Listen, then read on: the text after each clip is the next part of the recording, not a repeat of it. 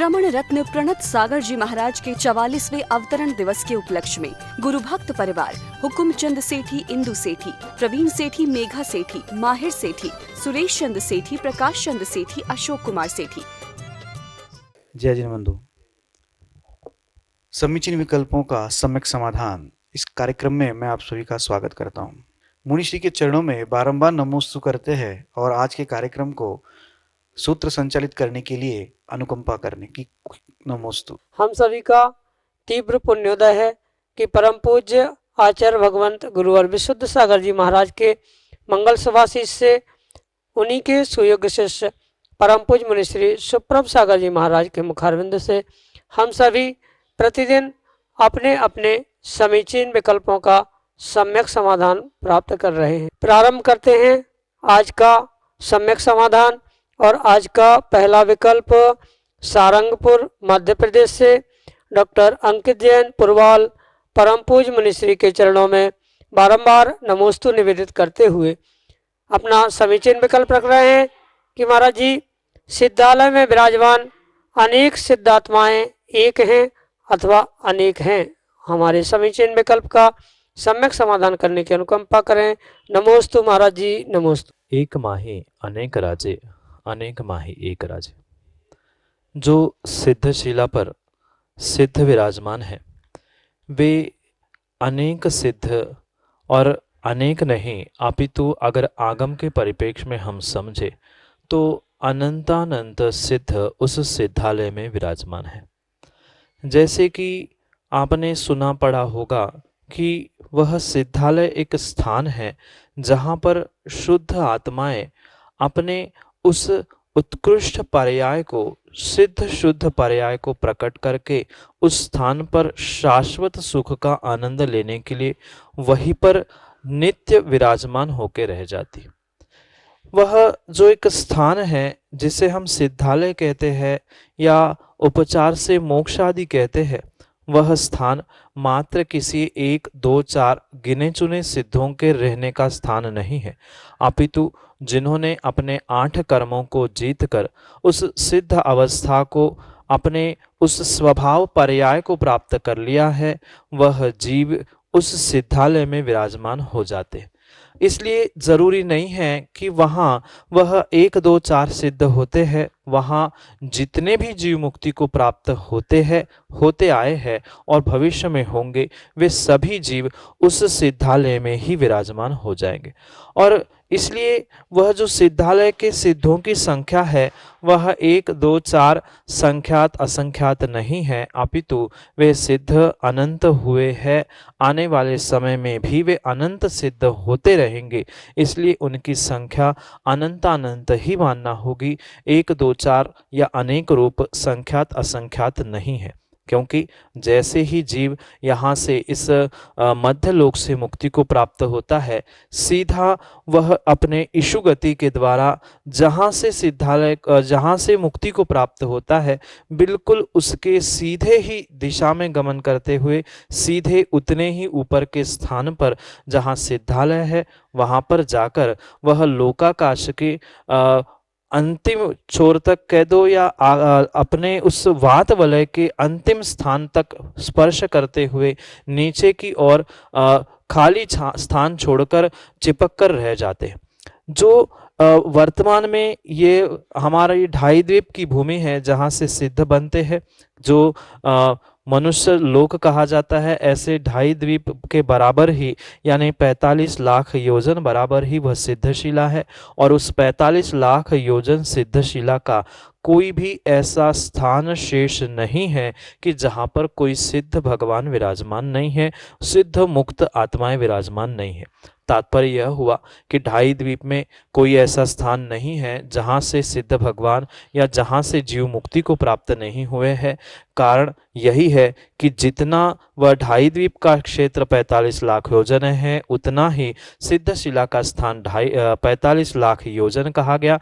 और उतने ही प्रमाण से वह वहाँ पर जैसे ही मुक्ति को प्राप्त करके जीव ऊपर जाकर उस अंतिम वातमलय में चिपक जाता है, उस स्थिति में वह जीव एक अनेक नहीं अपितु वह अनंत जीव एक ही स्थान पर अवगाहनत्व को प्राप्त करते हुए एक दूसरे में समाविष्ट होते हुए कॉन्सेंट्रेट होते हुए वहां पर विराजमान है। भले ही वे सभी अनेकानेक अनंतानंत सिद्ध वहां पर विराजमान हैं, पर प्रत्येक सिद्ध भगवान का सुख अपने अपने जीव द्रव्य की अपेक्षा से स्वतंत्र रूप ही अनुभव में आ रहा है। उसमें किंचित भी मिश्रण या संकर दोष नहीं है।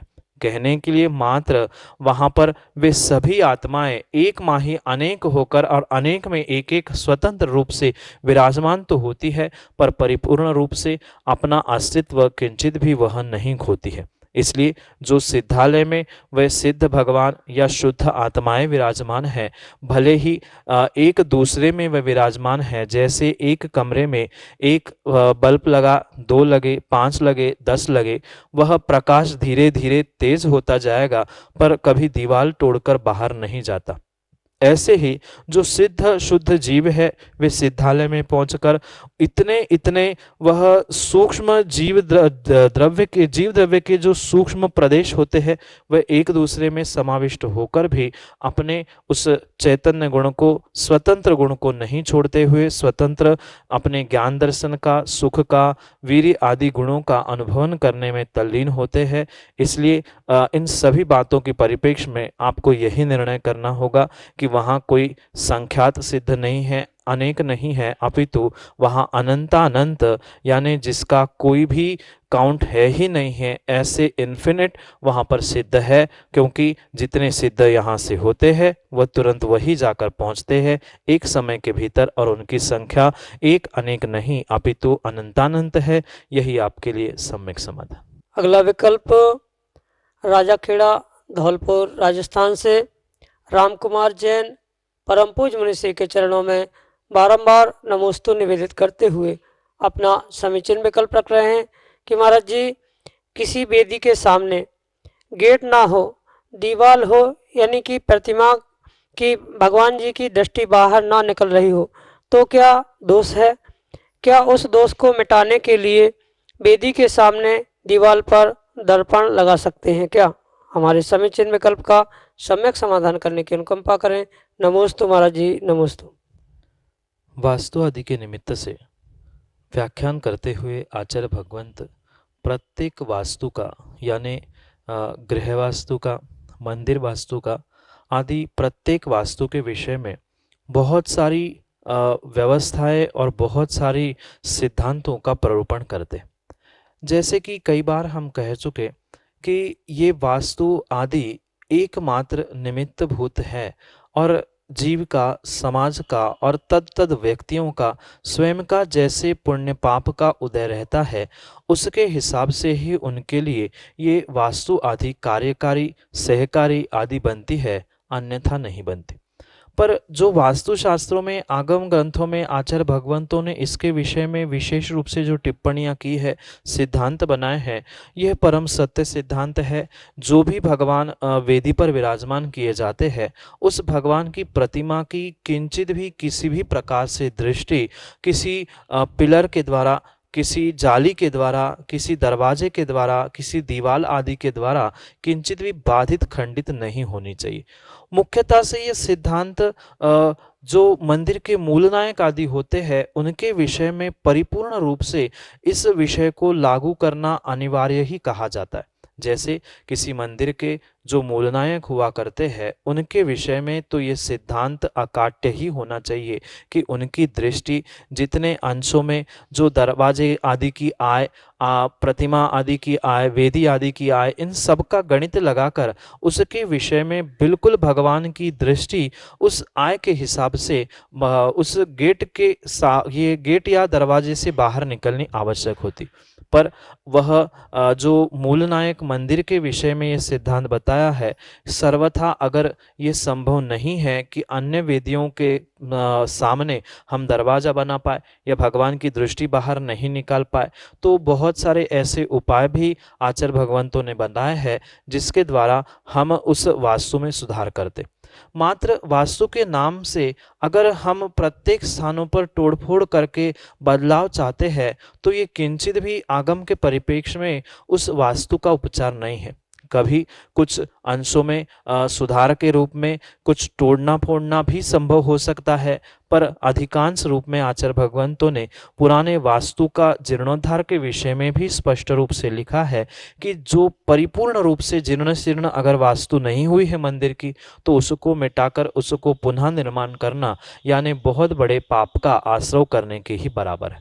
इसलिए अगर दृष्टि माना कि बाहर नहीं जा रही है तो जैसे कांच दर्पण लगाना या उतनी सी ही खिड़की खोल देना जिससे भगवान की दृष्टि बाहर निकले, ऐसे बहुत सारे कारण हम कर सकते हैं। या वेदी के सामने दूसरी वेदी, जिस भगवान की दृष्टि जहां पहुंच रही है बिल्कुल उतने ही भगवान की आई साइट पर दूसरी सामने वाली वेदी के भगवान की आई साइट मिल जाए। ऐसे अनेक उपचारों से हम उस वास्तु की ट्रीटमेंट कर सकते हैं, उसे सुधार कर सकते। इसलिए जो ये आपके भीतर विकल्प आया है, अगर वे मूलनायक भगवान के सामने दृष्टि दोष आ रहा है, दृष्टि बाधित हो रही है, तो उसे तो आपको परिपूर्ण रूप से ठीक करना परम आवश्यक है। बहुत अच्छी बात है अगर सामने हम दरवाजा या गेट दे पाए, नहीं है तो दृष्टि बाहर जाने की और कुछ व्यवस्था करें, और कुछ भी करना संभव नहीं है तो कम से कम हम कांच या दर्पण लगाकर उस भगवान को दृष्टि दोष से बचाने का प्रयास करें। और ये मूलनायक के लिए ही नहीं अपितु अन्य वेदी के भगवानों को लिए भी अगर हमने ये व्यवस्था बनाई तो अधिक से अधिकम फलम, यानी अधिक जितनी और हम उस वास्तु के विषय में व्यवस्थित करेंगे उतना और विशेष उसका फल हमें प्राप्त होगा। पर अनिवार्यता मुख्य रूप से मूलनायक भगवान, मंदिर के मूलनायक भगवान की हुआ करती है। पर सभी भगवानों की अगर दृष्टि हम अखंड रूप से कहीं बाहर या बाधित ना कर रहे हैं, बाधित होते हुए उसे सुधारने का प्रयास कर रहे हैं, तो नियम से उसका भी विशेष फल हमें मिलेगा। अगले समीचीन विकल्प के लिए हमारे सामने हैं बाल ब्रह्मचारी आरपी भैया जी, जिन्होंने अपने जीवन को परम पूज्य गणाचार्य श्री विराग सागर जी महाराज के चरणों में समर्पित कर दिया और अपने गुरु के आशीर्वाद से अपने जीवन को उत्थान की ओर ले जा रहे हैं। ऐसे भैया जी अपने समीचीन विकल्प के साथ हमारे सामने।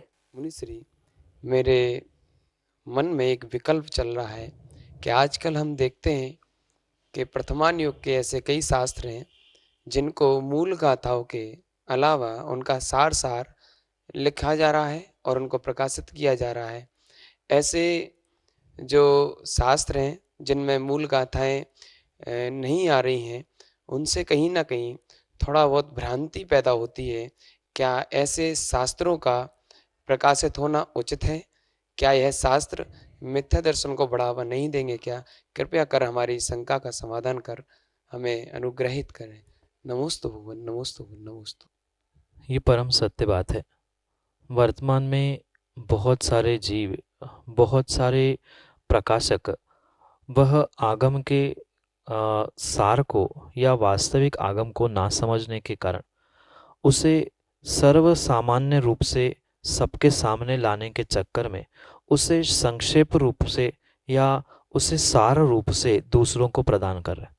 ये किंचित भी आगम के परिप्रेक्ष्य में योग्य बात नहीं है कि मूल गाथाओं के आशय को छोड़कर या बहुत सारे सामान्य विषयों को छोड़कर जो मात्र निचोड़ रूप कुछ श्लोकों का सार अर्थ रूप ग्रहण करके उसको हिंदी में रूपांतरित करके जो प्रदान किया जा रहा है वह किंचित भी आगम के परिप्रेक्ष्य में उचित नहीं है।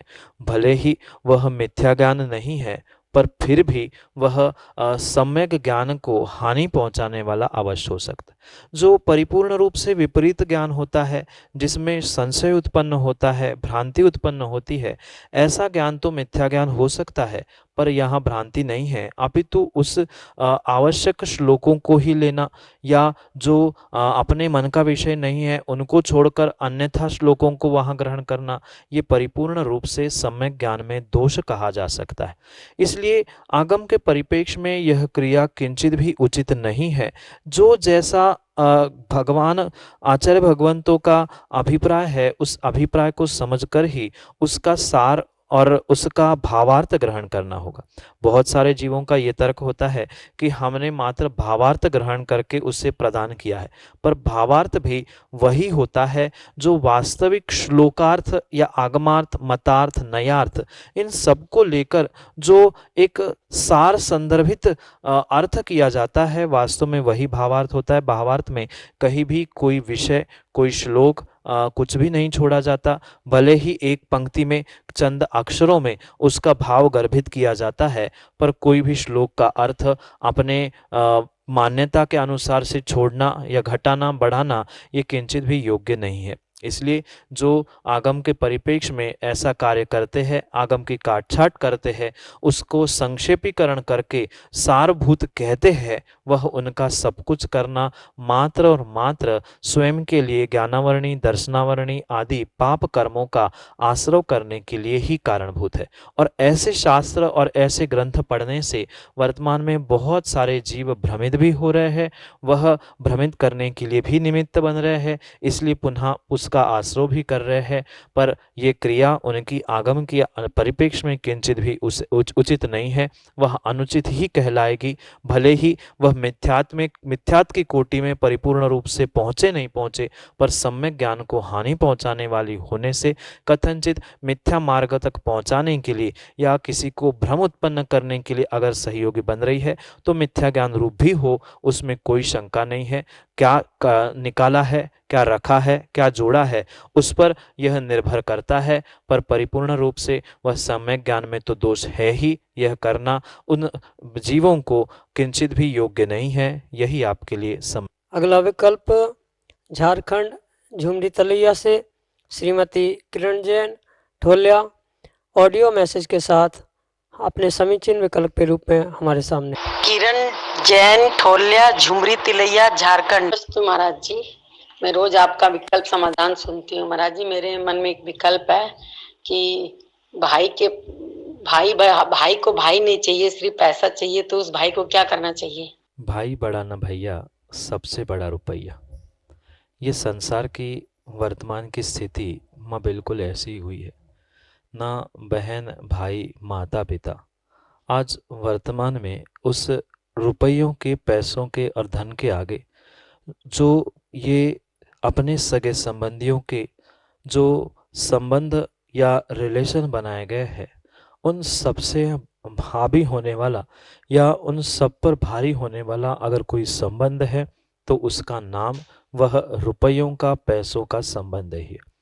जैसे कि मैंने कहा कि इस संसार में वर्तमान के परिप्रेक्ष्य को और इस भौतिकता की चकाचौंध को देखते हुए कोई सगे संबंधियों का किंचित भी किसी प्रकार से जो आत्मीयता का संबंध होता था, वह आत्मीयता का संबंध, वह ऋणानुबंध किंचित भी शेष नहीं बचे, क्योंकि सबको अपना मात्र दिखावा और भौतिकता के पीछे धन संपत्ति इकट्ठे करने का ही राग सता रहा है।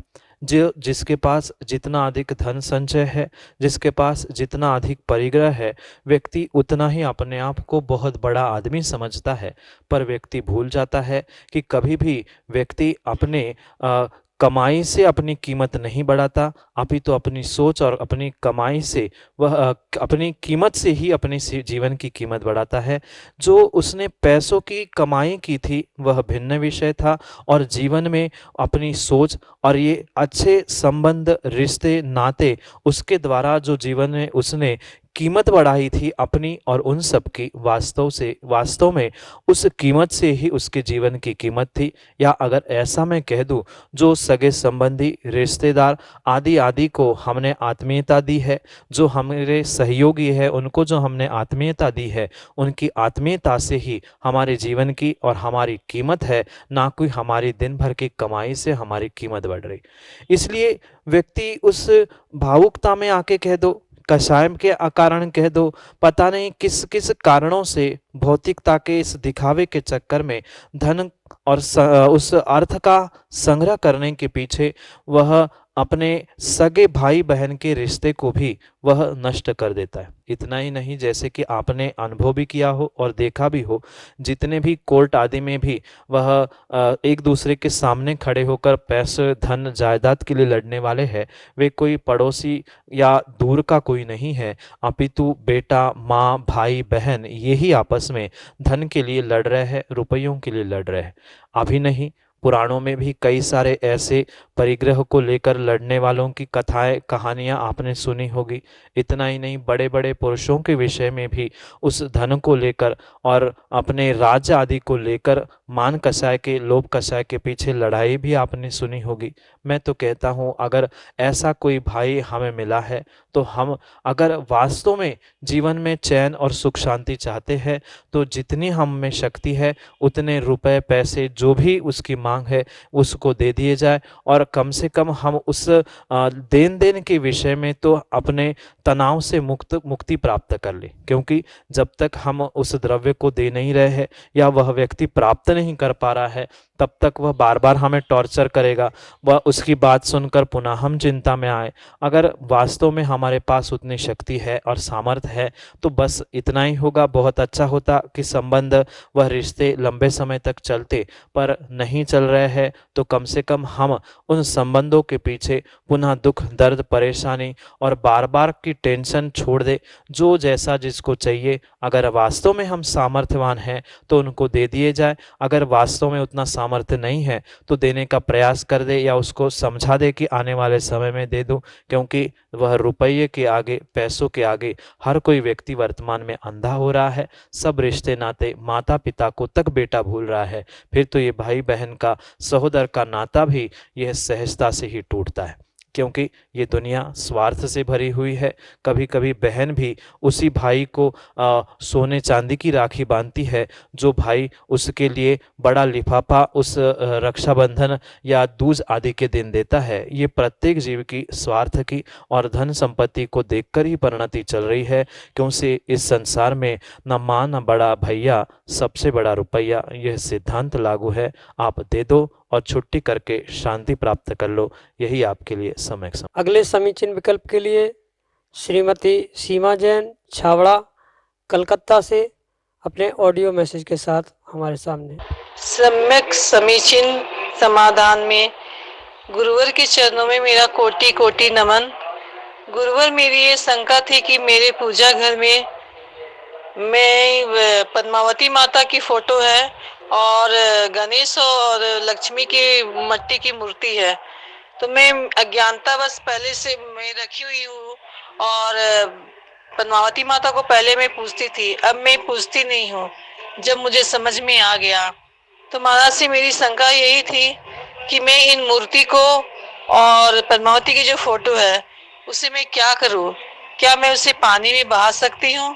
नमोस्तु गुरुदेव, नमोस्तु गुरुदेव, नमोस्तु गुरुदेव। जैसे कि अज्ञानता के वश आप उस द्रव्य मिथ्यात्व का सेवन कर रहे थे, अब ज्ञान होने के बाद परिपूर्ण रूप से आपको उसका त्याग करना अनिवार्य होगा। जब तक उसका ज्ञान नहीं था, बोध नहीं था, तब तक आपको कर्म का मंदा आश्रय हो रहा था और जानकर भी हम उससे बचने का प्रयास नहीं कर रहे हैं, उससे दूर होने का प्रयास अगर नहीं कर रहे हैं तो नियम से हमें विशेष अधिकतर से पाप का आश्रय होता रहेगा।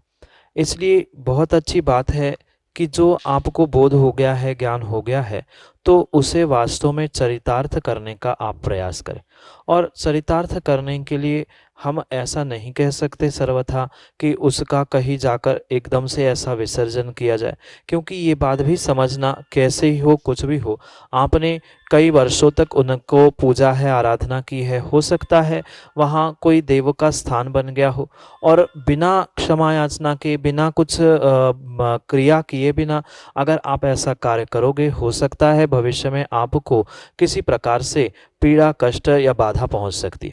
कहने का अभिप्राय ये किंचित भी नहीं है कि आप उनको घर में रखकर ही पूजा पाठ आदि करते रहे, वह भी योग्य नहीं है। पर उसके विषय में जो तद भक्ति में या उसकी पूजा में लीन जो जीव है, बहुत अच्छी बात है, आप उनके पास पहुंचाने का या उनको सौंपने का प्रयास कर दो, या फिर और कुछ उनके वहां पहुंचकर उसको कैसे निष्ठापन किया जाता है, क्योंकि जैसी स्थापना की प्रत्येक की अपनी अपनी विधि होती है, बिल्कुल वैसी ही सबकी अपनी अपनी निष्ठापन की भी विधि हुआ करती है। इसलिए उनका किस प्रकार से निष्ठापन किया जाए, उनको किस प्रकार से पुनः अन्य स्थानों में रखा जाए या उसके विषय में क्या करना चाहिए, जो उनकी वैसी आराधना करने वाले हैं उनके पास पहुंचकर उसका विशेष ज्ञान प्राप्त करें और फिर उसी प्रकार से उसका निष्ठापन, विसर्जन आदि आप क्रियाओं को करते हुए करें। अगर बिना विधि बिना क्रिया से आप अचानक से कुछ कार्य करोगे तो नियम से उसका दुष्परिणाम हमें भोगने पड़ेंगे। इसलिए उसकी क्रियाओं को आप समझें और फिर उसके विषय में हम बहुत विस्तार से समझकर फिर उनको क्रियान्वित करने का प्रयास करते हैं।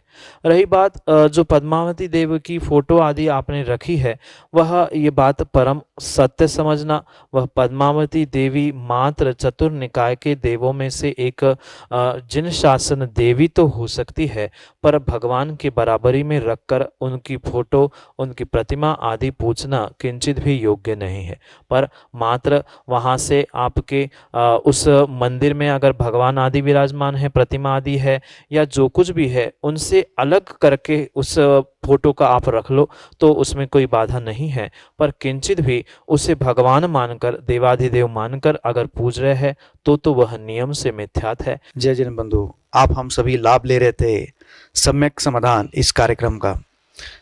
अगर आप इस कार्यक्रम से जुड़ना चाहते हो, अगर आप इस कार्यक्रम के माध्यम से अपने समीचीन विकल्पों का सम्यक समाधान प्राप्त करना चाहते हो तो निम्नलिखित जो नंबर चल रहे हैं पट्टी पे, उस पे अपना समीचीन विकल्प हम तक भेज सकते हो व्हाट्सएप के माध्यम के द्वारा।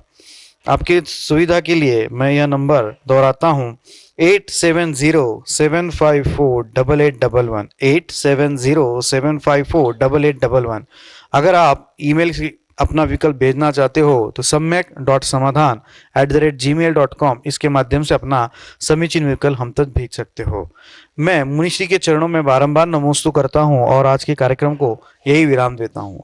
श्रमण रत्न प्रणत सागर जी महाराज के 44वें अवतरण दिवस के उपलक्ष्य में गुरु भक्त परिवार हुकुमचंद सेठी, इंदु सेठी, प्रवीण सेठी, मेघा सेठी, माहिर सेठी, सुरेश चंद सेठी, प्रकाश चंद सेठी, अशोक कुमार सेठी, नागपुर